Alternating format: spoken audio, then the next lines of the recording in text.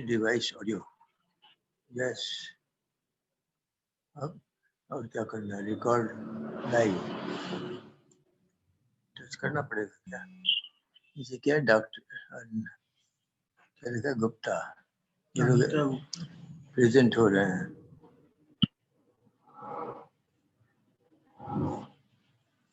क्या बोल रहे हैं?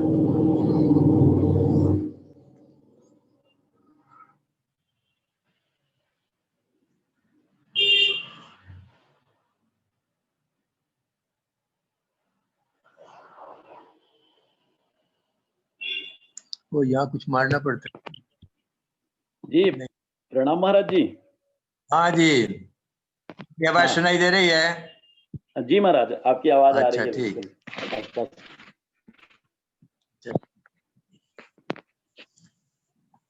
अब मैं दिखाई दे रहा हूँ तो मैं दिखाई दे रहा हूँ, यहाँ पर दबाने से है? जी ये तो वही दिखा जी। राजा भैया दिख रहे हैं क्या सभी लोग? भैया आपका आ रहा है, स्वामी जी का नहीं आ रहा है। स्वामी जी, आपके श्री चरणों में मेरा कोटि कोटि प्रणाम। हाँ, मैं लिया हूँ। देखिए 5 किलो तिरकुट लिया हूँ। अच्छा, 2 किलो चीनी वाला 240 गुड़ 260। फोटो नहीं आ रहा मेरा। स्वामी जी, आपका वीडियो स्टॉप है। और दूसरा चीज क्या है कि मैं लिया तो फिर लाई लिया 1 किलो, 3 किलो लड्डू लिया 1 किलो। दे रहे हैं 1200-1300 रुपए का लिया। हाँ स्वामी जी, अब आप आ गए। आप आ गया ना, बस ठीक। जी प्रणाम स्वामी जी। हाँ जी, नमस्कार। क्या हो गया? अच्छा, उनका यहाँ। जी महाराज जी, प्रणाम। हाँ जी, नमस्कार। हाँ, ये सभी लोग अपना वीडियो ऑन कर लेंगे क्या हुआ है? और सभी लोग अपना वीडियो ऑन कर लेंगे और ऑडियो ऑफ कर लेंगे, स्वामी जी को छोड़कर शेष सभी लोग।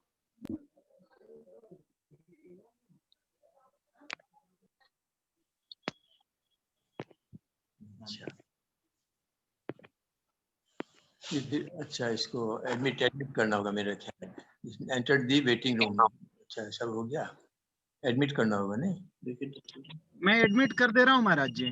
भैया एडमिट बनाए, मैं अच्छा, एडमिट ठीक। जी जी जी। ओके। तो हम लोग प्रारंभ करते हैं महाराज जी। हाँ, करो। आज हम सबों का बड़ा सौभाग्य है कि हम सबों के बीच में परम पूज्यपाद स्वामी शशांकानंद महाराज जी, जो कि रामकृष्ण मिशन के वरिष्ठ सन्यासी हैं और वर्तमान में महाराज जी रामकृष्ण मठ कुर्डिया के अध्यक्ष हैं।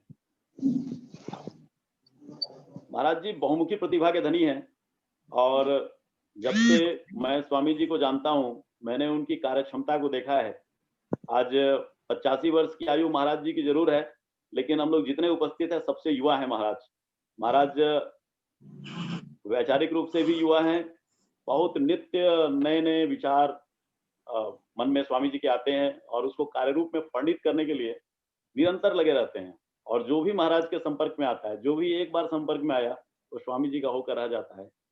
मेरा व्यक्तिगत यह है कि जब स्वामी जी के संपर्क में आया, तभी से मैं रामकृष्ण विवेकानंद भावधारा को समझ पाया और आज जो भी कुछ सामाजिक कार्य कर रहा हूँ, उसके पीछे स्वामी शशांकानंद महाराज जी की ही प्रेरणा है। इसलिए मैं बड़ा भाग्यशाली समझता हूँ कि आज महाराज जी का सानिध्य हम सबों को मिल रहा है। महाराज जी से कुछ दिन पूर्व चर्चा हुई थी, तो महाराज जी से निवेदन किया था कि महाराज आप यदि अगर कुछ समय हम युवाओं के लिए निकालें तो हम सबों का बड़ा सौभाग्य होगा और आपके जो अनुभव है उसका लाभ हम सभी युवा ले पाएंगे। महाराज जी, एक बार मैं यहाँ पर जो कुछ उपस्थित लोग हैं उन सबों से निवेदन करूंगा कि बारी बारी से आप लोग अपना परिचय एक बार देंगे, अपना वीडियो ऑन करेंगे और परिचय देंगे।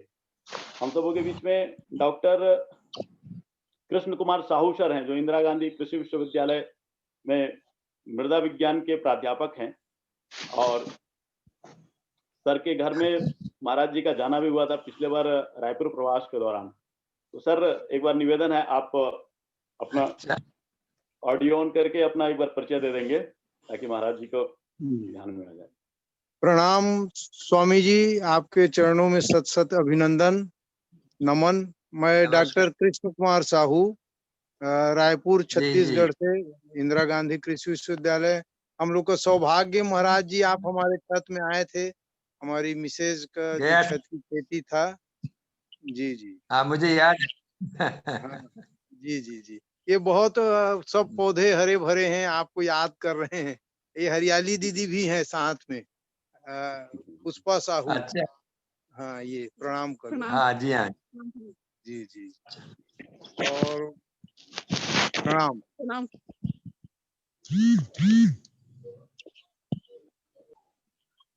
तो सायंकालीन सत्र है, उसमें हम सबों के साथ श्री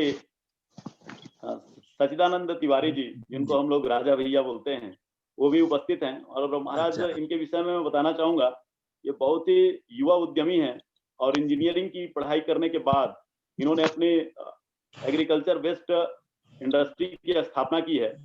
और अभी छत्तीसगढ़ में जो नरुआ गरुआ घुरुआ बाड़ी चल रहा है, उसके उसमें जो गोठानों में वर्मी कंपोस्ट उत्पादित हो रहा है, उसमें शासन के साथ इनका एमओयू भी हुआ है।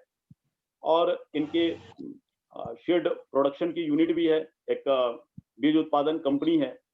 और ये अपने इनका मुख्यालय अभी हैदराबाद में है। और इनकी पूरी एक युवाओं की एक बहुत अच्छी टीम है, और ये सतत सामाजिक कामों में भी इनका बड़ा योगदान रहता है। जब से हम लोगों ने छत्तीसगढ़ में विवेकानंद स्टडी सर्कल का काम प्रारंभ किया है, ये शुरुआती समय से ही बड़ी सक्रियता के साथ जुड़े हैं। जी, एशन तिवारी जी। महाराज के श्री चरणों में मेरा कोटि कोटि प्रणाम, और करुणा भैया को बहुत बहुत धन्यवाद, विवेकानंद स्टडी सर्कल को, कि हमें फॉर्म दिया। स्वामी जी, मैं मैनेजिंग डायरेक्टर हूँ Indo green crop science private limited का। अच्छा, हम बीज उत्पादन के साथ साथ विष मुक्त खेती के लिए काम करते हैं। हमारा उद्देश्य है empowering farmer and improving life. इसी कॉन्सेप्ट पे हम काम कर रहे हैं, और ये हमारे लिए सौभाग्य का है कि आपके सानिध्य में हमें शायद बहुत कुछ सीखने को मिलेगा, और शायद वो शक्ति मिलेगी कि समाज के लिए हम कुछ कर सकें। अच्छा, जरूर जरूर। महाराज, हमारे एक मित्र छत्तीसगढ़ के जो दूरस्थ अंचल है सरगुजा के, उस मैन पार्ट से जुड़े हैं, संतोष कुमार बेग जी। ये हमारे कॉलेज के सपाटी रहे हैं और सामाजिक कामों में बहुत ही सक्रियता है महाराज। और जहां वो रहते हैं अपने कार्यक्षेत्र में, इन्होंने एक विवेकानंद युवा क्रांति की स्थापना करके वहां के युवकों को जोड़ा है और कुछ सामाजिक कार्य निरंतर करते रहते हैं। तो श्री संतोष जी। स्वामी जी प्रणाम, आपके चरणों में सादर नमन। स्वामी जी, यहाँ हम लोगों ने एक एबीसी सोसाइटी करके एक सोसाइटी का रजिस्ट्रेशन किया है, और साथ में हम लोग अभी 50 एकड़ का गेहूं और सरसों की खेती करने का प्रयास कर रहे हैं स्वामी जी।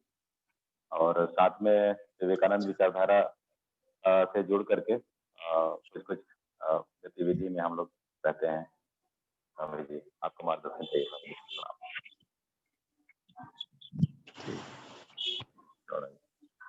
जी महाराज, हमारे कार्यक्षेत्र से एक डॉक्टर आशीष गुप्ता जी। ये आशीष जी, आवाज आ रही है? हाँ, आ रही है। हाँ, आशीष जी महाराज, रामानुजगंज एक बहुत ही दूरस्थ क्षेत्र है, और उसके एक छोटे से गांव में रह करके इन्होंने काफी विपरीत परिस्थितियों का सामना करते हुए और अपनी पीएचडी की पढ़ाई पूरी की है। और अभी वर्तमान में वहाँ शिक्षक के रूप में पदस्थ हैं। और अभी सहायक प्राध्यापक के लिए पढ़ाई भी कर रहे हैं, और साथ में भी जो हम लोग स्टडी सर्कल चलाते हैं उसका पूरा संयोजन का काम आशीष ही करते हैं। डॉक्टर आशीष गुप्ता जी, एक बार आप अपना ऑडियो ऑन कर, वीडियो ऑन कर लेंगे। जी, स्वामी जी के चरणों में सादर प्रणाम। मैं इस समय जी मैं रामानुजगंज में रहता हूं और एक हायर सेकेंडरी स्कूल में सहायक शिक्षक के रूप में हूं, और आप सबके आशीर्वाद से मैं 2017 में और 18 में हिंदी विषय से नेट, सेट और पीएचडी की उपाधि प्राप्त की है, और वर्तमान में मैं बिहार में भी अभी विज्ञापन निकला है असिस्टेंट प्रोफेसर की, उसके लिए अप्लाई किया हूं और उसी की तैयारी कर रहा हूं। और मैं स्वामी विवेकानंद जी के विचारों से काफी प्रभावित हूं और मैं आगे उन्हीं के पथ में और आप सबके आशीर्वाद से चलना चाहता हूं। मुझे इस दिशा में लाने के लिए मैं सबसे ज्यादा आभार व्यक्त करता हूं और कृतज्ञ हूं श्री करुणा सर का, जिनके सहयोग से मैं स्वामी जी के बीच बीच के कार्यक्रम जब आयोजित होते हैं उसमें शामिल होता हूं और बहुत कुछ सीख रहा हूं। धन्यवाद। अच्छा, नमस्कार जी। अनीता गुप्ता जी तक आवाज आ रही है क्या?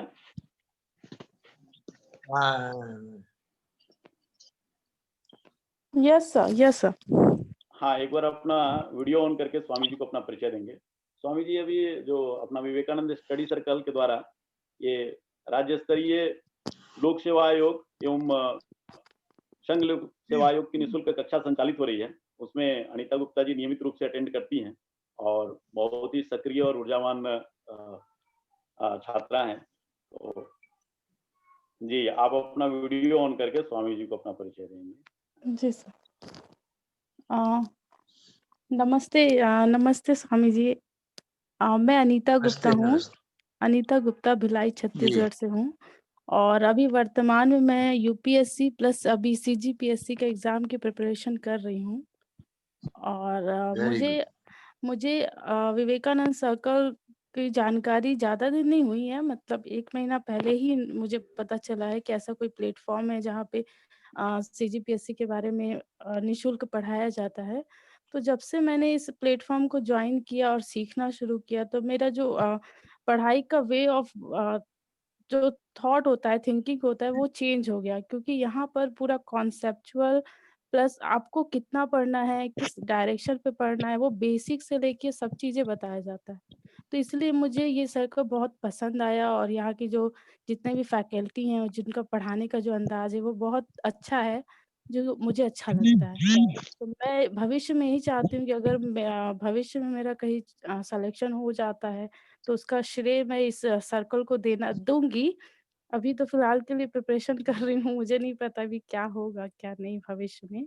बट मैं अपनी कोशिश कर रही हूँ और मैं यही चाहती हूँ कि मेरे इस कोशिश में और जितने भी सर्कल्स में जो अच्छे टीचर्स जुड़े हैं, वो मुझे मार्गदर्शन दें और मैं आगे बढ़ सकूँ। इसी के साथ मैं अपनी वाणी को यहाँ पे विराम करती हूँ। धन्यवाद।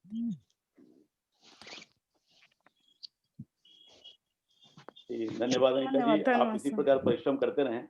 विवेकानंद स्टडी सर्कल सदैव आपके साथ है और हम सभी आपके उज्जवल भविष्य की कामना करते हैं। नमिता प्रजापति जी के पास आवाज पहुंच रही है क्या? Yes sir. हाँ, आप भी अपना परिचय देंगे। नमिता जी भी महाराज जी अपने विवेकानंद स्टडी सर्कल से लगातार जुड़ी रही हैं और ये बहुत ही अच्छी सिंसियर छात्रा है। मेरे तरफ से स्वामी जी को कोटि कोटि नमन। मैं नमिता प्रजापति, जिला बलरामपुर, रामानुजगंज से जुड़ी हूँ और मैं स्वामी विवेकानंद सर्कल स्टडी से 1 महीने पहले जुड़ी हूँ। इससे मेरे को बहुत मार्गदर्शन मिला तैयारी करने के लिए। इतना करके मैं अपने वाणी को विराम देती हूँ। धन्यवाद। बहुत अच्छा।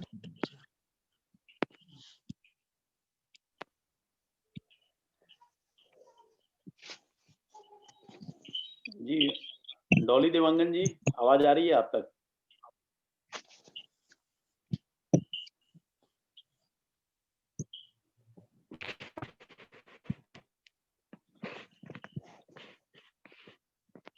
जी, लगता है डॉली जी नहीं सुन पा रही हैं।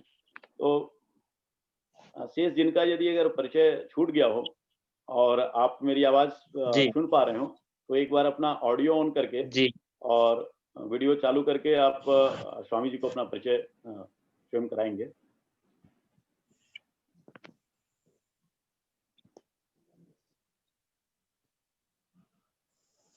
भैया विकास कुमार सिंह हैं, नीपू गुप्ता हैं, डोली देवांगन जी भी लाइन पे हैं और एक कोई है क्यूकॉम बीटीडी, इनका परिचय नहीं हो पाया है।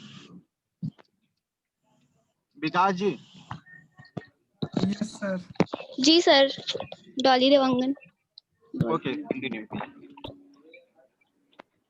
जी डॉली जी, आप कहाँ से हैं? थोड़ा आप विस्तार जी से अपना परिचय बता दें। मैं चापा छत्तीसगढ़ से हूँ और मैं स्टडी मतलब पीएससी और यूपीएससी की तैयारी कर रही हूँ। मैं आज पहली बार ज्वाइन हुई हूँ इसमें।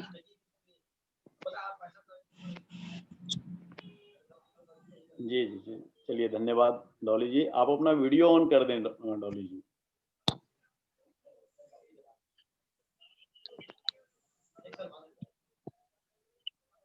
जी विकास जी, आवाज आ रही है क्या? Yes sir. जी चलिए धन्यवाद। एक बार अपना वीडियो ऑन करके आप अपना परिचय दें। आप सभी को नमस्कार। मैं विकास कुमार सिंह हूँ, जसपुर छत्तीसगढ़ से, और पिछले 3 सालों से मैं यूपीएससी का तैयारी कर रहा हूँ। और इस ग्रुप के बारे में मुझे काफी पहले से एक दो सप्ताह पहले ही पता चला था, लेकिन ये आज मेरा पहला दिन है। मैं अब इससे जुड़ के आगे आप सबका मार्गदर्शन लेना चाहता हूँ। बहुत अच्छा, जी बहुत अच्छी बात है। धन्यवाद। जी आज चूंकि सुबह तात्कालिक योजना बनी और महाराज जी का सहमति बना, तो आज से हम लोगों ने ये 7 बजे का जो समय रखा है, जब तक महाराज जी का समय हम लोगों को मिलेगा। तो महाराज जी चूंकि बहुत ही अनुभवी, और महाराज का जो स्वामी विवेकानंद जी का जो सोच था युवाओं को लेकर के, उसको धरातल पर काम करने का एक प्रयास, और मैंने उसको देखा है महाराज जी किस प्रकार का भागीरथी प्रयास कर रहे हैं और उससे कितना बड़ा परिवर्तन आया है। मैं बताऊं कि रांची में रामकृष्ण मिशन आश्रम है, यदि अगर रांची आप लोग गए होंगे तो वहाँ देखा होगा, दिव्यायन कृषि विज्ञान केंद्र है, जो कि भारत के सर्वश्रेष्ठ कृषि विज्ञान केंद्रों में एक है। और वहाँ के गाँव के जो युवाओं को लेकर, जो कि किसी कारण से पढ़ाई छोड़ दिए हों, उनको भी स्वावलंबन से किस प्रकार से जोड़ा जा सकता है, उनके जीवन में किस प्रकार से उनका चारित्रिक विकास हो, कैसे वो अपने पैरों पर खड़ा हो, महाराज जी ने एक बहुत बड़ा उदाहरण प्रस्तुत किया है। वहाँ 17 गांवों में विवेकानंद सेवा संघ बनाकर और गांवों की तस्वीर बदलने का काम स्वामी जी ने किया है। तो आज मैं महाराज जी से निवेदन करूंगा कि महाराज जी अपना जो एक स्वामी जी की जो शिक्षा के प्रति दृष्टि थी और युवाओं के लिए जैसा चाहते थे, और स्वामी जी ने जो कार्य किया है, तो जो उनकी कार्य योजना है, हम सबों के सामने रखेंगे। फिर हम लोग जो कुछ जिज्ञासाएं हैं वो स्वामी जी के सामने रखेंगे महाराज के उद्बोधन के बाद। तो अभी सभी लोग अपना माइक को म्यूट कर लेंगे और महाराज जी की बात को ध्यान पूर्वक सुनेंगे। जी परम श्रद्धे महाराज जी।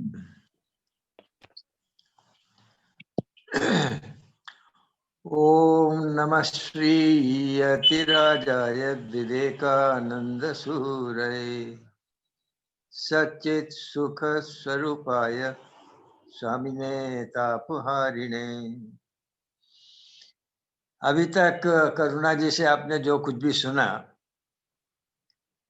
वास्तव में मैं तो कहा जाए तो अनएजुकेटेड की कैटेगरी में पढ़ता हूँ, क्योंकि मेरे पास कोई ऐसे सर्टिफिकेट और डिप्लोमा नहीं है या डिग्रियां नहीं है जो आप लोगों की तो बहुत बड़ी बड़ी है, पीएचडी है, ये है वो है। लेकिन ये एक प्रेरणा होती है, भावुकता होती है। स्वामी विवेकानंद जी के संस्पर्श में आने के बाद मैं हमेशा सोचता रहता था कि स्वामी जी जो कुछ भी कहे हैं वो श्री रामकृष्ण के उपदेशों से थोड़ा भिन्न दिखाई देता है। लेकिन आहिस्ता आहिस्ता मेरी समझ में आया कि श्री रामकृष्ण, स्वामी विवेकानंद और माँ शारदा देवी तीनों के अगर जीवन को और उनकी शिक्षाओं को देखता हूँ तो बात एक ही निकलती है। और वो बात मुझे इसलिए अच्छी लगी कि एक तरफ तो हम लोग सुनते हैं कि धर्म का अनुयायी होना चाहिए, आत्मज्ञान होना चाहिए, हमारे को वो ज्ञान प्राप्त हो जिससे मोक्ष की प्राप्ति हो। लोग अपना घर बार छोड़ करके जंगल में चले जाते हैं, पर्वतों में चले जाते हैं, तपस्या करते हैं। एक तो वो बात समझ में आती थी, लेकिन दूसरी तरफ देखते हैं हम कि लोग संसार में फंसे हुए हैं, भगवान की तरफ देखते भी नहीं हैं, उनकी बात सोचते भी नहीं हैं। तो इस प्रकार के भी लोग देखे और फिर ये भी देखा कि कुछ लोगों के भीतर में कुछ भावनाएं होती हैं कि वो दूसरों के लिए कुछ करें, दूसरों के लिए सेवा करने से वो अपने भीतर में एक प्रकार का सेटिस्फेक्शन पाते हैं।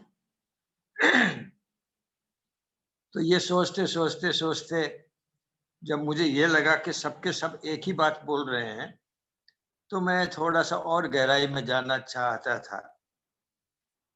मुझे एक समय मिला, मुझे एक मौका मिला, कहता हूँ कि मैं गाँव में शुरू से मेरे को भेजा गया, मुझे नहीं मालूम था। लेकिन जिन सेक्रेटरी स्वामी जी दिल्ली के थे, उनके पास मैंने ज्वाइन किया, तो वो महाराज जी ने, जबकि वो विदेश जा रहे थे, उनका पोस्टिंग हो गया था, तो वो जा रहे थे, तो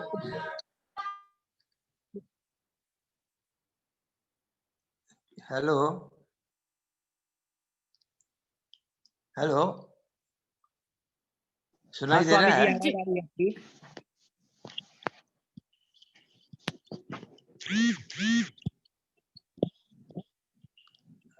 सुनाई दे रहा है ना?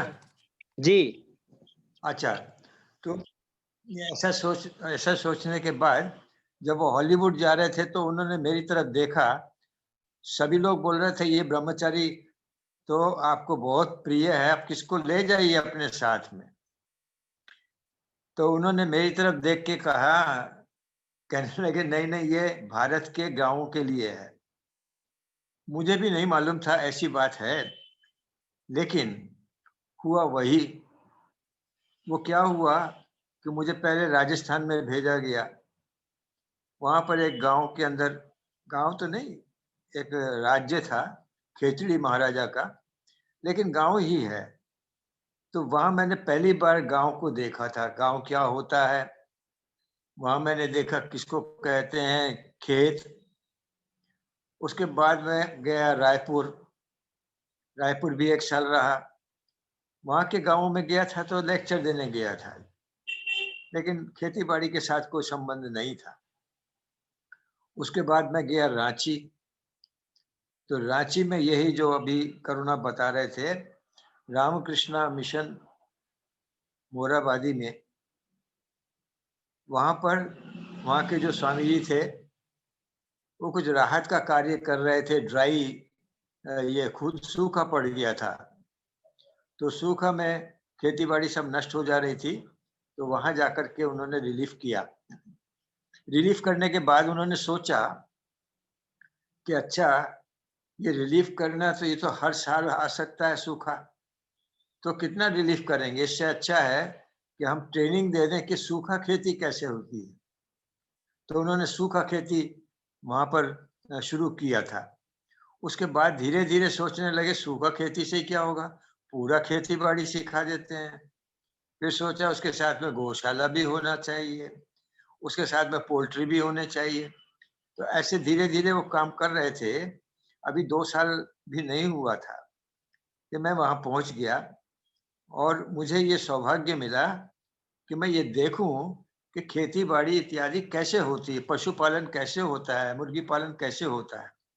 मेरी उसके अंदर कोई स्टडी नहीं हुई, पढ़ाई नहीं हुई, किसी की ट्रेनिंग नहीं ली मैंने, लेकिन उसमें 3.5 वर्ष रहते रहते रहते रहते वहाँ जितने भी जो आते थे रिसोर्स पर्सन्स, फिर एग्रीकल्चर यूनिवर्सिटी उस समय नहीं बनी थी, लेकिन कॉलेज बना था। एग्रीकल्चर कॉलेज में, वेटरनरी कॉलेज में जाता था, वहाँ के प्रिंसिपल से मिलता था, प्रोफेसर से मिलता था, और उनके साथ बैठ करके भी, और हमारे जो टीचर्स ट्रेनर थे उनके साथ होकर के मेरे को थोड़ा थोड़ा ज्ञान इसका आरंभ हुआ। और फिर उसके बाद मैं चला गया अरुणाचल प्रदेश। तो यहाँ जो रांची में मैंने समझ लिया ये मेरा ट्रेनिंग सेंटर है। और फिर जब मैं पहुंचा अरुणाचल प्रदेश नरोत्तम नगर में, तो वहां पर मैंने देखा कि मुझे ऐसा मौका मिला, क्लास 6 तक के बच्चे वहां पर पढ़ते थे। तो मैंने सोचा क्यों ना इन बच्चों को यहीं से शुरू कराएं। जो खेती बाड़ी मैंने देखी दिव्यांग में, जो पशुपालन देखा है, जो मुर्गी पालन देखा है, जो कारपेंटरी का काम देखा है, ये सारे काम क्यों नहीं मेरे इन बच्चों को सिखा सकूं। तो मैंने सबसे पहले शुरू कर दिया, थोड़ा सा उनको बागवानी सिखाया, उसके बाद मधुमक्खी पालन सिखाया, उसके बाद उनको हमने गौपालन सिखाया, मुर्गी पालन सिखाया, फिर कारपेंटरी का सिखाया, वुड कार्विंग का सिखाया, स्मिथ का काम सिखाया, और फिर साथ में देखा हमने कि ये अच्छा सा फर्नीचर बना सकते हैं केन का, बैम्बू का। तो मैंने इतना काम 3.5 बरस में बच्चों को जो सिखाया, मुझे ये पूरा विश्वास हो गया कि अगर भारत को उठाना है, अगर भारत का विकास करना है, तो हमारे प्राइमरी स्कूल से ये शिक्षा प्राप्त होनी चाहिए।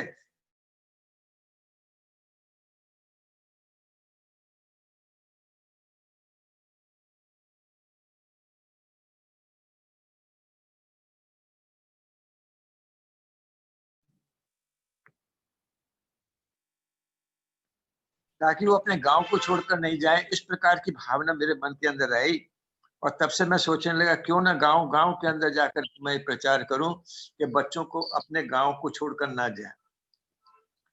3.5 साल वहां पूरा हो गया तो मेरा ट्रांसफर हो गया फिर रांची में। तो रांची में फिर लौट करके आया, रांची में आया नहीं, लौट कर नहीं, पहली बार गया था। तो उस समय जाकर के मैंने ना, ये पहली बार नहीं, एक बार तो ट्रेनिंग सेंटर हो गया मेरा। फिर रांची, ये मैं अरुणाचल प्रदेश गया, अरुणाचल प्रदेश से बेलूर मठ गया। बेलूर मठ गया तो वहां पर मैं सोचने लगा, मेरे पास बहुत टाइम था उस समय, मेरी पोस्टिंग हुई थी, वहां मैं 4 महीने रहा। तो वहां सिर्फ पूजा का काम था, थोड़ा आधा घंटा में हो जाता था। मैंने सोचा अरे कैसे टाइम पास करूंगा, तो मैंने स्वामी जी का किताब गहराई से पढ़ना शुरू कर दिया। और 4 महीने के अंदर मैंने उसमें नोट्स बनाए। नोट्स बना करके देखा कि मुझे भी नहीं मालूम कि मैं ये क्यों नोट्स के अंदर ये सब्जेक्ट ले रहा हूँ, लेकिन सब्जेक्ट क्या था, वो था रूरल डेवलपमेंट। गांव को उठाना है, गांव का विकास करना है, गांव को समृद्ध बनाना है, गांव को शांतिपूर्ण बनाना है। यही बात मुझे समझ में आ रही थी। इसलिए मैं स्वामी जी के उन आइडियाज को पढ़ने लगा कि कैसे विकास होगा गांव का। फिर धीरे धीरे आगे बढ़ता रहा तो मैंने देखा, जो एक बात मेरी समझ में आई, जो मैंने ये रायपुर के एग्रीकल्चर कॉलेज में, यूनिवर्सिटी में भी इस बात की चर्चा की थी।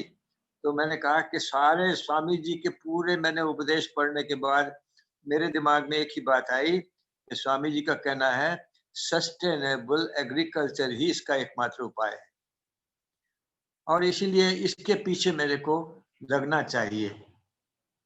वो बात जब मेरे मन में आई तो मेरे मन के अंदर एक तरह से ये हुआ, जलन उठ गई, ऐसी आग सी जलने लगी कि क्यों ना मैं गांव जाकर के इस बात को कहूं, गांव जाकर के सिखाऊं, ताकि इसका विकास होगा। और इसलिए रामकृष्ण मठ मिशन के पास मैंने रेजिग्नेशन दे दिया। मैं त्याग पत्र दे करके और जाने की तैयारी कर रहा था कि मैं गांव जाऊंगा, अकेला जाऊंगा। जैसा कि रविंद्रनाथ टैगोर का है, यदि तो डाक सुने क्यों ना आसे तो अकेला चलो रे। अगर तुम्हारे को साथ कोई नहीं देता तो अकेले ही चलो। तो मैंने सोचा कि मैं अकेला निकलता हूँ। लेकिन उस समय हमारे जो जनरल सेक्रेटरी थे और दूसरे महाराज थे उनके असिस्टेंट। तो इन्होंने मेरे को कहा कि एक दिन के लिए आओ जाने से पहले। मैं गया, बहुत समझाने की कोशिश की कि देखो अकेला अकेला नहीं होगा, ऐसा नहीं होगा, वैसा नहीं होगा।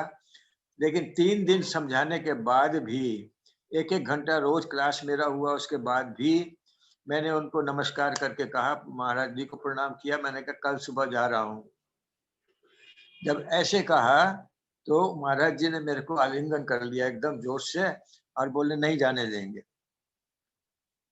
अब मुझे समझ में आता है कि नहीं जाने देंगे तो क्या करना होगा। उसके लिए सबसे पहले और एक ट्रेनिंग मेरे पास आई, और वो ये था कि मुझे आंध्र प्रदेश भेजा गया, जहाँ पर सारे गांव के गांव उजड़ गए थे, माने बह गए थे, कुछ नहीं रहा वहाँ, चिन्ह भी नहीं है कि यहाँ कभी गांव था। ऐसे गांव में मैं गया, देखा समुद्र का पानी जो नमक से भरा हुआ होता है, तो वो आ गया सारे गांवों के अंदर, तो सारी खेती बाड़ी भी खत्म हो गई। जब खेती बाड़ी खत्म हो गई तो मैंने सोचा कि इनका कैसे गुजारा होगा। तो पहले तो हमने उनको सब कुछ रोज खाने का दिया, खाना बनाने के बर्तन दिए, रहने के लिए बेडिंग दिया, और फिर इसी तरह से उनको फिर मकान भी बनाए। मकान बनाने के साथ साथ फिर मैंने वहाँ एक स्कूल भी खोला, और इन किसानों को हमने सिखाया कि जिप्सम का इसमें वॉशिंग कर दो तो इसकी खेती वापस लौट आएगी। तो उससे सारा वॉशिंग कराने के बाद देखा जाता है कि वहाँ अच्छी खेती होने लगी, पशुपालन भी धीरे धीरे बढ़ने लगा। तो इस प्रकार से वहाँ पर भी एक तरह का मेरे को ट्रेनिंग के साथ साथ में एक एक्सटेंशन प्रोग्राम का आइडिया बहुत ज़्यादा हो गया।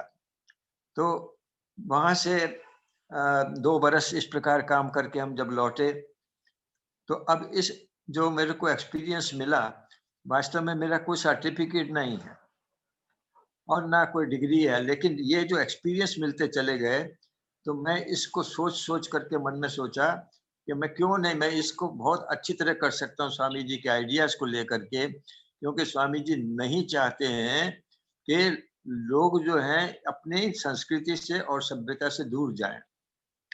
हमारे देश में कहते हैं कि उत्तम खेती मध्यम बान, अदम चाकरी भीख निदान। तो उत्तम खेती, ये बात क्यों नहीं समझ में आती लोगों को। तब मैं और भी व्याकुल हो गया, कैसे समझाऊं उनको। तो मैंने यही सोचा कि इनको मैं जरा पूछूं तो क्यों, एक किसान का बेटा बोलने में शर्म लगती है, ये क्या बात है। वो इसलिए बाद में मैंने जब छोटे बच्चों का स्कूल खोला तो वहां पर बच्चों से मुझे मालूम पड़ा। मैंने कहा क्यों तुम लोग ऐसा करते हो, क्यों नहीं, इतनी तुम्हारी जमीन है तो तुम क्यों किसान का बेटा कहलाने में क्यों तुम्हारे को लज्जा लगती है। तो उन्होंने कहा कि महाराज जी वो तो उसका कोई इज्जत नहीं है। मैं समझ गया, लोग कहते हैं किसान जो है वो गरीब होता है, अनपढ़ होता है, पिछड़ा होता है, इस प्रकार की भावनाएं होती हैं। तो ऐसा मैंने उनसे पूछा बच्चों से, तो मुझे ये बताओ कि अगर किसान खेती नहीं करे तो अन्न मिलेगा बाजार में। बोले नहीं।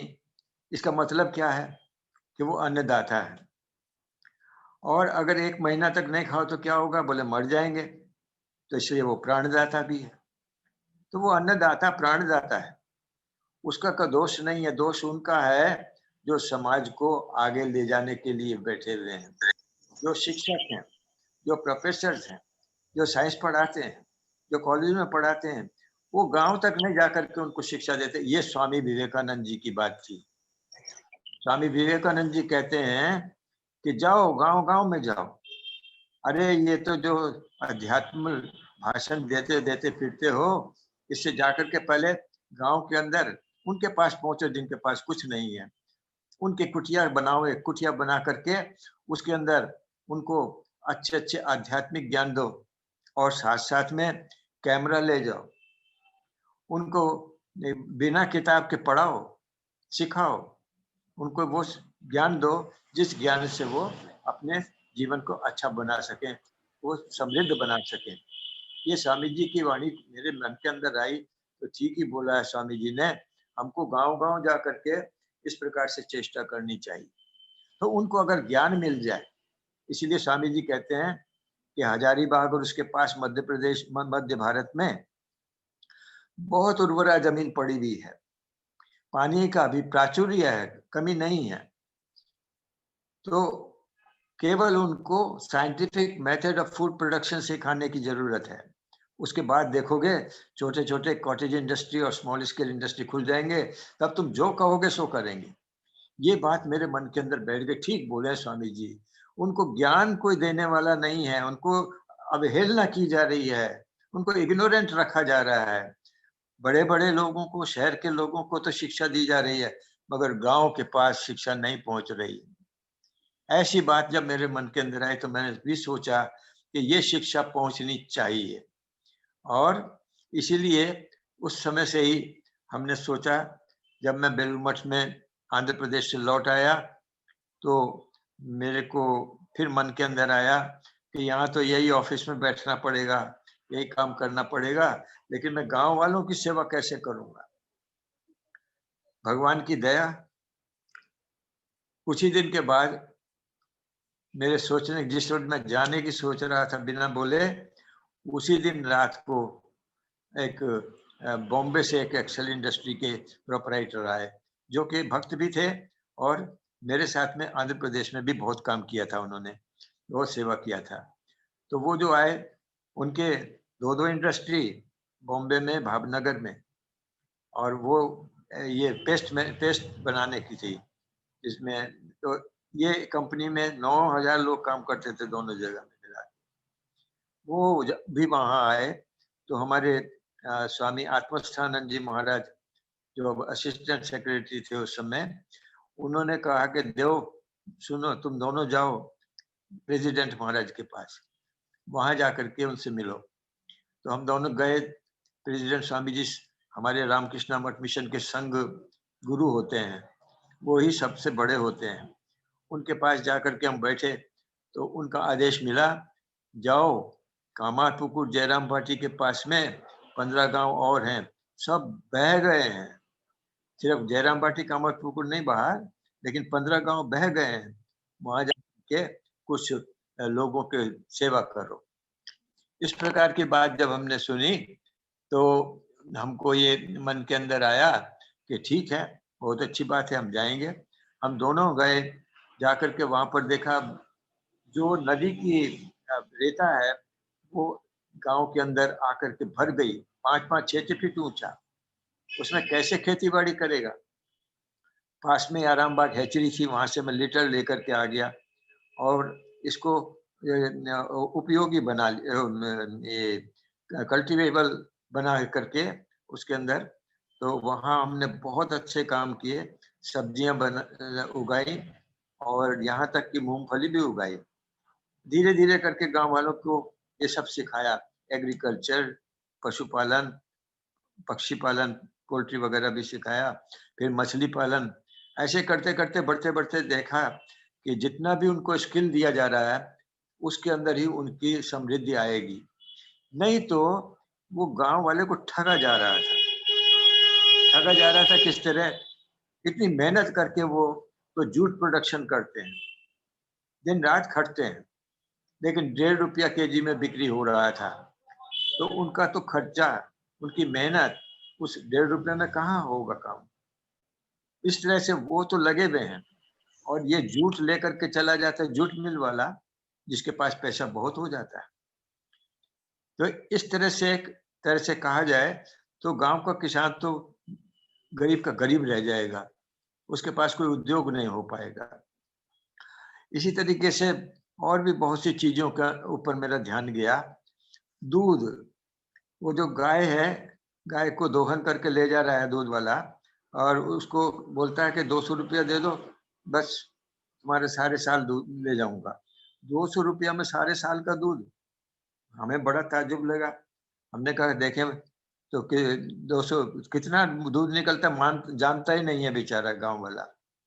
तो हमने कहा ठहरो, रोको सबको, हम तुम्हारे से दूध लेंगे, हम 2 रुपया केजी देंगे। तो उसने, महाजन ने 3 रुपया कर दिया, तो मैंने 4 रुपया कर दिया, वो 5 किया तो मैंने 6 कर दिया। आगे 7.5 रुपया केजी बिक्री होने लगा, तो कितना पैसा आ गया, जबकि वो जाकर के आराम बाग में 10 रुपए में बिक्री कर देता था। इस तरह से भी देखा। तो इसका क्या उपाय हो? लोगों के बीच में खाली खेती बाड़ी करने से नहीं होगा, जो उसकी उपज हो रही है, कृषि उपज जो है, उसका एंड प्रोडक्ट भी बनाना पड़ेगा, तब ना समृद्धि आएगी।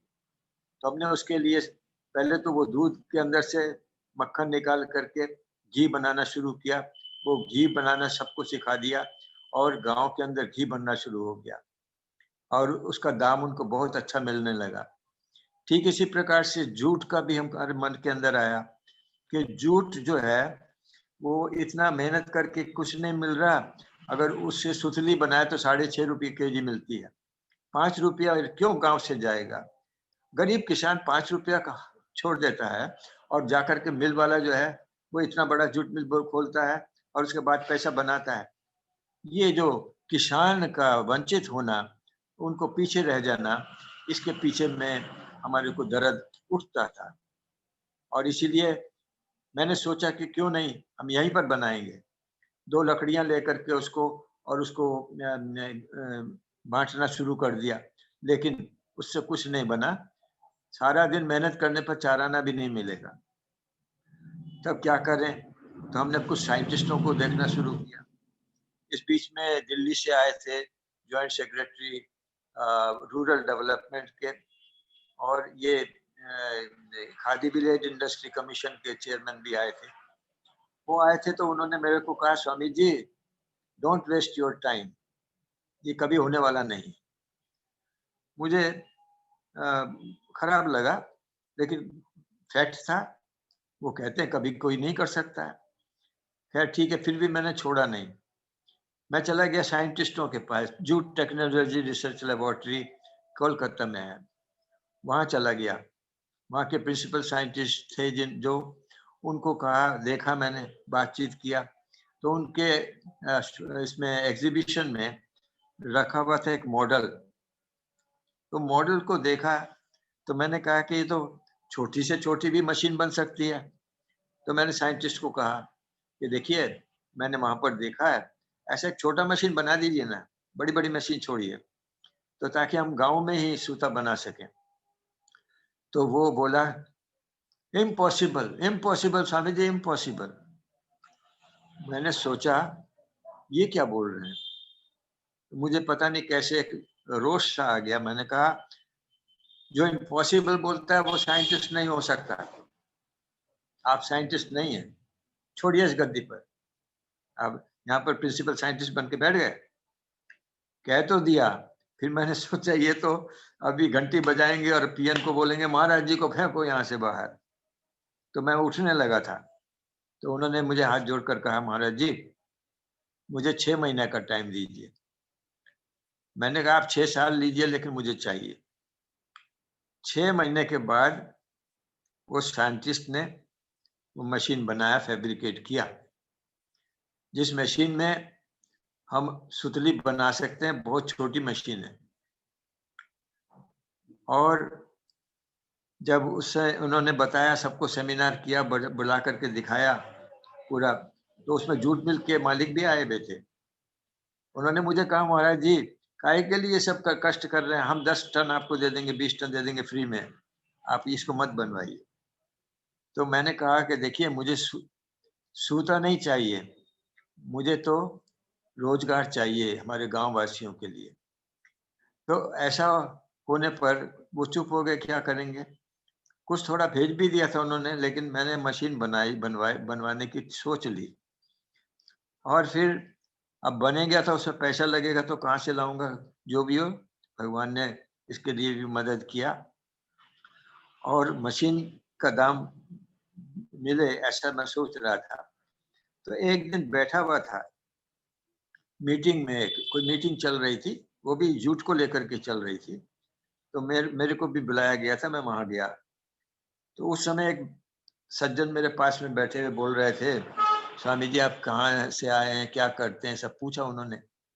जब उन्होंने पूछा तो मैंने उनको कहा कि देखिए ऐसे ऐसा मैं गांव में काम कर रहा हूँ। और जब जूट की बात बोली तो वो बड़े गौर से सुने और मेरे से कहने लगे महाराज जी कब शुरू करेंगे। मैंने कहा अभी तो मैं नहीं बोल पाता हूँ, क्योंकि मेरे पास जब तक पैसा नहीं हाथ में होगा तब तक मैं नहीं बोल पाता कब शुरू होगा। तो हंसे, हंसकर बोले कि स्वामी जी वेस्ट बंगाल में सबसे पहले department of science and technology खुला है नया, और मैं उसका सेक्रेटरी हूँ, मैं पैसा दूंगा आपको। बस इससे उन्होंने जब दिया, इधर फैब्रिकेशन हुआ और वर्ल्ड की पहली जूट मिल हमने कामारपुकुर में बिठाई।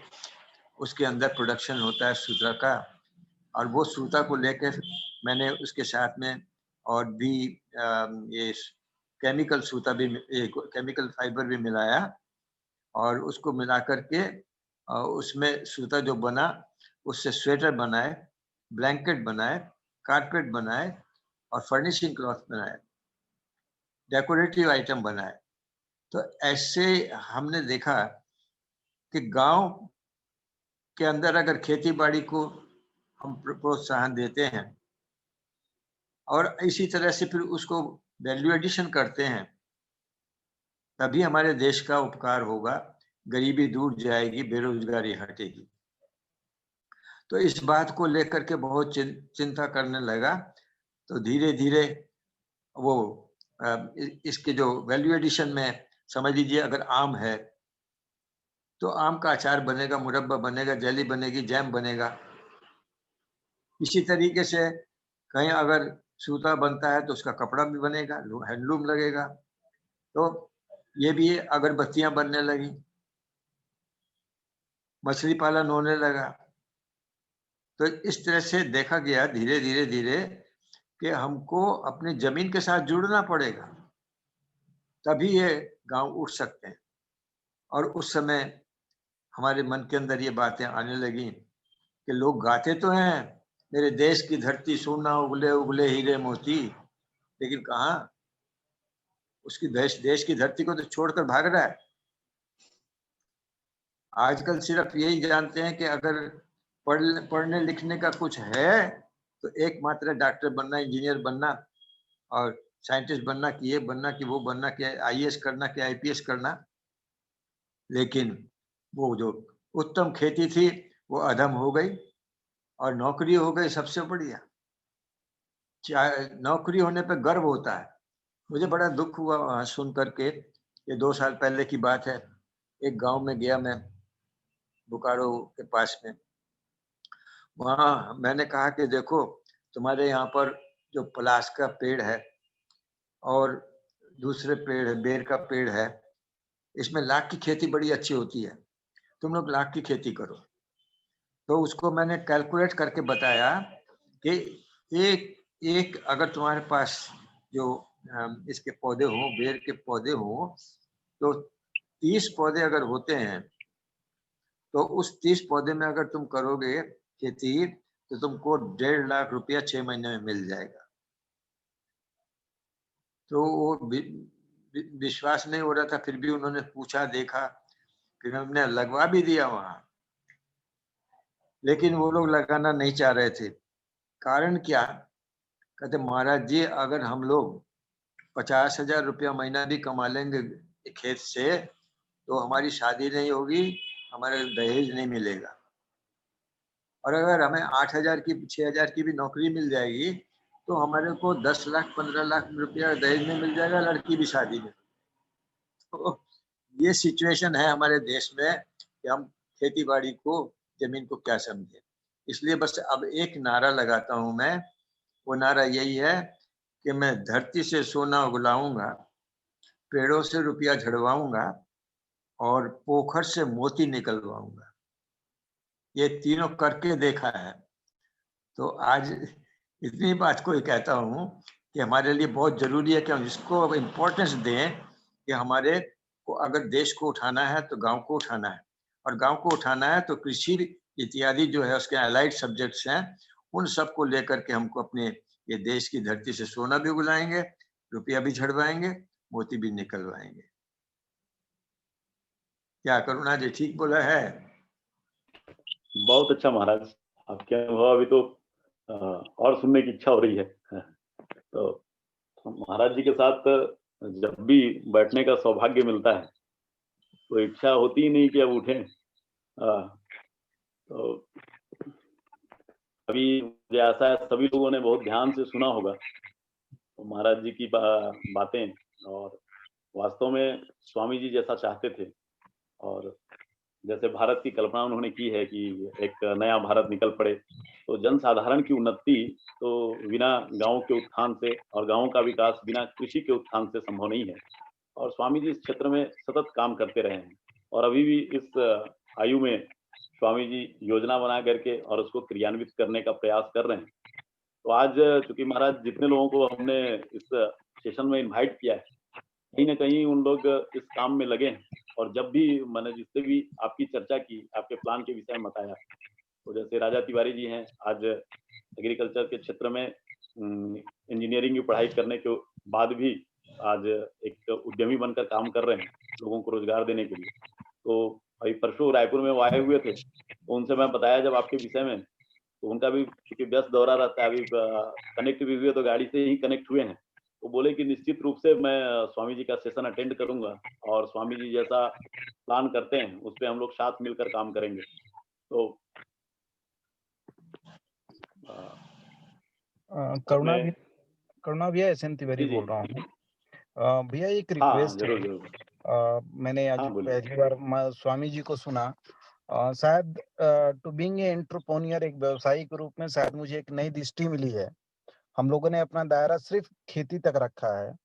मैं अगली बार चाहूंगा कि ये ऐसा सेशन से जब भी हो तो मैं अपनी पूरी टीम को कनेक्ट करूं और वो देखें कि किस तरीके से हम को और बेहतर कर सकते हैं, क्योंकि अनुभव शायद बहुत काम आएगा हम सभी के लिए। तो अगली बार जब कभी भी होगा तो मुझे अलाउ कीजिएगा कि मैं अपनी पूरी टीम को इसमें पार्टिसिपेट करूं और सारे स्टेट के लोग इसमें रहें और वो सीखें स्वामी जी का सानिध्य में, उनको एक नया दिशा मिले और मार्गदर्शन मिले उनको। बिल्कुल आप सबों का स्वागत रहेगा। और जी स्वामी जी तो यही चाहते हैं, और जो स्वामी जी जब अपनी कार्य योजना और जो ये पाठ्यक्रम नर्सरी से लेकर के एग्रीकल्चर की पढ़ाई हो और ऐसी शिक्षा व्यवस्था हो जिसमें लोगों रोजगार के लिए भटकना लोगों को ना पड़े, स्वामी जी ने बताया है। तो पूरे देश भर से बहुत ही सकारात्मक और उत्साहजनक प्रतिक्रियाएं मिल रही है और महाराज जी को तो सभी लोग चाहते हैं। हम लोग भी महाराज को ऑफर कर रहे हैं कि महाराज आप रायपुर में आए और हम सबों का मार्गदर्शन करें। महाराज जहां भी रहें पूरे देश का, पूरे विश्व का आपको मार्गदर्शन करना है। हम ईश्वर से यही प्रार्थना करते हैं महाराज जी की और बहुत ही लंबी आयु हो। महाराज हम सबों को सदा इसी प्रकार से प्रेरित करते रहें और जो उन्होंने एक सपना देखा है वो हम सभी इसमें सहायक सिद्ध हो सके। जी, और किसी को अपनी बात रखनी हो, महाराज से कुछ पूछना हो तो आप सभी का स्वागत है।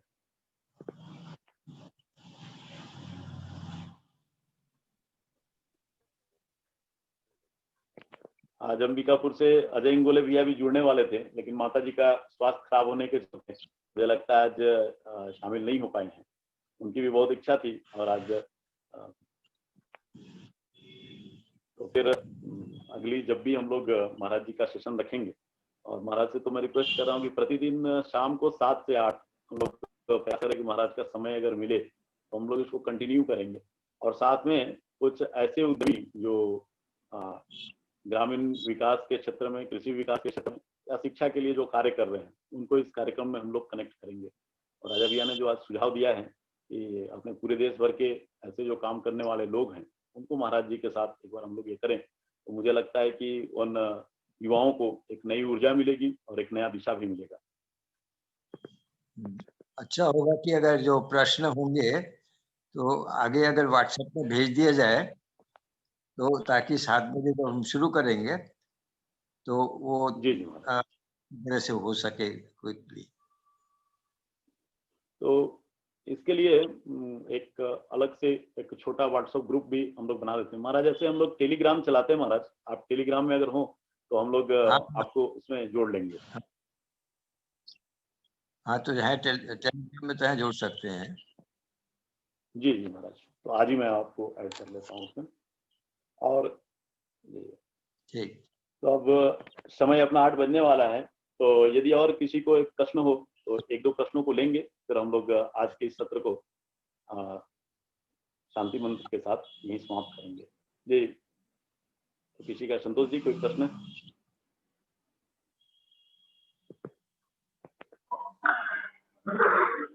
स्वामी जी, जैसे कोई भी एग्रीकल्चर प्रोड्यूस है उसके मार्केटिंग का थोड़ा समस्या होता है। जैसे हम लोगों ने थोड़ा सा प्रयास किया है इसमें, कोऑपरेटिव सोसाइटी बना करके हम लोग जैसे गेहूं का उत्पादन कर रहे हैं और सरसों का उत्पादन कर रहे हैं। तो टोटल अभी 50 एकड़ से शुरुआत किए हैं इसका। और इसका जैसे हम लोग इसको पैकेट बना करके बेचने का प्लान किए हैं, और बोतल में जो सरसों का तेल है इसको पैकेजिंग करके उसको बेचने का प्लान किए हैं। इसमें आपका मार्गदर्शन चाहिए था, मार्केटिंग का थोड़ा सा। देखिए मार्केटिंग भी एक तरह का आर्ट है। हमने 2 एग्जांपल जिसमें मुझे आज बड़ा इसका सॉल्यूशन मिल, अगरबत्ती निकलती है, अगरबत्ती देखने गए तो वहां पर जब देखने के लिए गया तो इतना अच्छा ऑफिस था जिसमें मैं घुसा। नीचे इतना मोटा कारपेट था जिसके ऊपर ऐसा लग रहा था जैसे हम बड़े कपास के अंदर ऊपर कोमल कोमल उससे जा रहे हैं।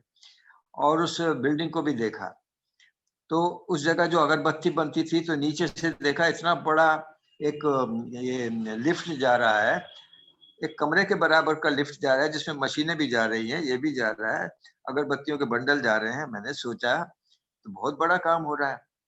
5 तला तक देखने गया, एक में तो सिर्फ काटियां ये बनती हैं स्टिक्स, उसके बाद दूसरे में देखा कि उसके ऊपर मसाला रोल करते हैं बहुत सारे वर्कर महिलाएं वगैरह।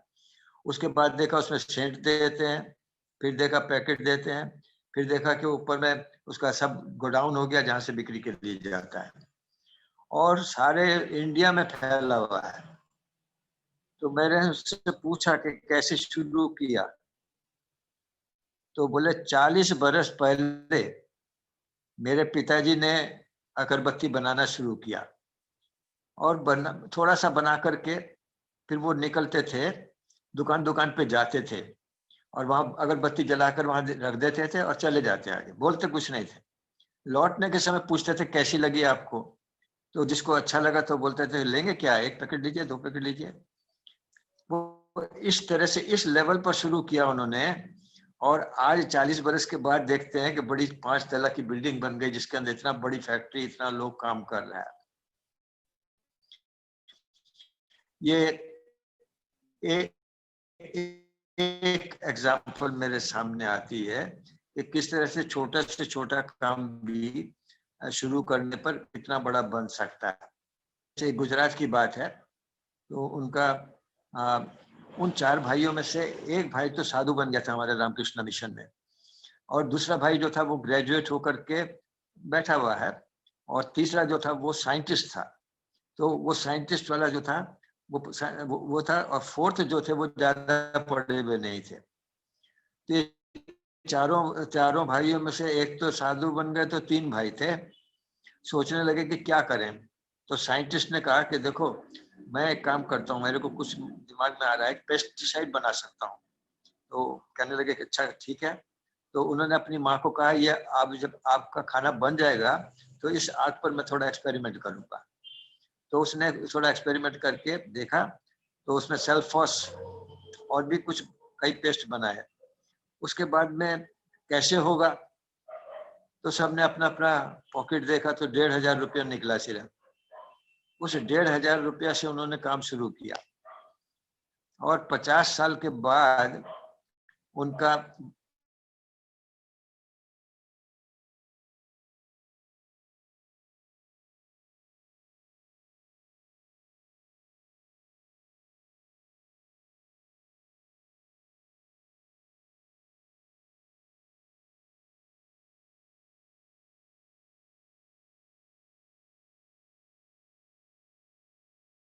साल के बाद हम देखते हैं कि उनकी फैक्ट्री 2 जगह है, भावनगर में और बॉम्बे में, जहाँ 4,500 हजार लोग काम करता है। तो ये 50 साल के अंदर इतना पहुंच गया है। ये है कि उनका प्रोडक्शन के साथ साथ उनका मार्केटिंग का भी टैलेंट जागृत होता है। और एक छोटी एग्जांपल देता हूँ हमारे जो गांव के लड़के के लिए। गांव का बच्चा मैट्रिक पास है, उसने बी कीपिंग सीखा और बी कीपिंग सीख करके उसने फिर अपने घर में बक्से रखे, धीरे धीरे बढ़ाता गया। 15 साल के बाद देखा जाता है कि वो 10-15 आदमियों को काम देने के बाद 1 लाख रुपया महीना कमाता है, और बिक्री तो करना ही पड़ता है। तो इसी तरीके से देखा जाता है कि मेरे पास बहुत ऐसी एग्जांपल्स हैं गाँव की, जहाँ पर कि बच्चे सीख करके धीरे धीरे एकदम बड़े हो जाए। किसी ने बहुत सारी नर्सरियां खोल दी, और नर्सरी खोला जिसने, वो बोलता है महाराज जी आप तो चले जा रहे हैं देहरादून, तो बीच बीच में अगर आएंगे तो हम लोगों को उत्साह मिलेगा। महीने में 2 बार भी अगर आएंगे आप, तो आपके आने जाने का प्लेन का भाड़ा मैं दे दूंगा दिल्ली से देहरादून। तो एक लड़का जो माली का काम सीखा और नर्सरी खोल करके इतना मेहनत करके बोलता है, तो मेरा तो 20,000-30,000 रुपया अगर मुझे महीने में दे देगा कि 40,000 रुपया, तो कितना कमाता होगा। यही है कि एग्रो इंडस्ट्री होना बहुत जरूरी है। और भी बहुत सारी एग्जाम्पल हैं, लेकिन ये मैंने एग्जाम्पल दे दिया छोटे छोटा।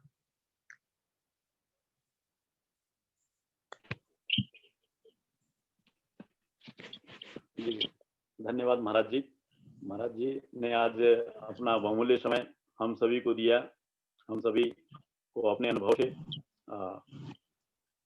अपना हम सबों को लाभान्वित किया है। निश्चित रूप से यह आज का जो सेशन है हम सबों के लिए एक नई दिशा प्रदान करेगा और एक नया उत्साह जो सभी जो उद्यमी जो कार्य कर रहे हैं उनको मिलेगा।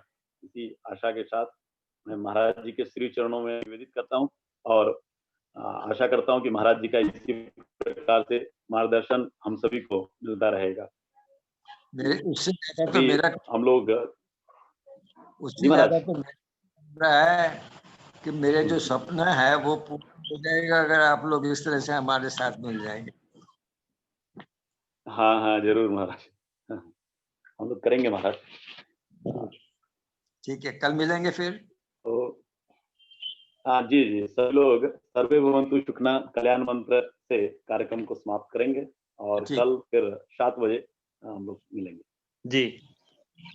सर्वे भवन्तु सुखिनः, सर्वे सन्तु निरामया, सर्वे भद्राणि पश्यन्तु मा कश्चित् दुःखभाग् भवेत्। ओम शांति शांति शांति शांति।